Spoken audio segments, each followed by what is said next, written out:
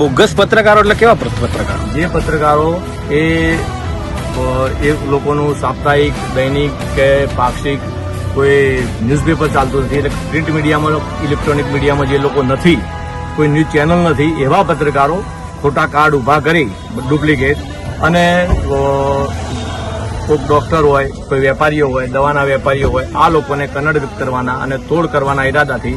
એ મહેસાણા જિલ્લામાં અવારનવાર આવે છે અને આ મહેસાણા જિલ્લાના પત્રકારો બદનામ થાય છે. ના થાય એટલા માટે અમારો આ કાર્યક્રમ આજનો હતો કે પહેલા કલેક્ટર સાહેબને આવેદનપત્ર આપ્યું અને હવે એસપી સાહેબને આવેદનપત્ર. આવા લેભાગુ તત્વો માટે શું એક્શન લેવી જોઈએ તમારી દ્રષ્ટિએ? અમારી દ્રષ્ટિએ આવા લેભાગુ જે પણ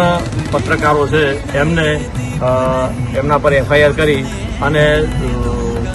લોકો સાથે છેતરપિંડી કરે છે એટલે કડકમાં કડક કાર્યવાહી કરીને એમને વધુ નહીં પણ 6 મહિના સુધી એ જેલમાં રાખવા જોઈએ, જેથી બાકીના આવા જે બોગસ પત્રકારો છે એ આવું કરતા 7 વખત વિચાર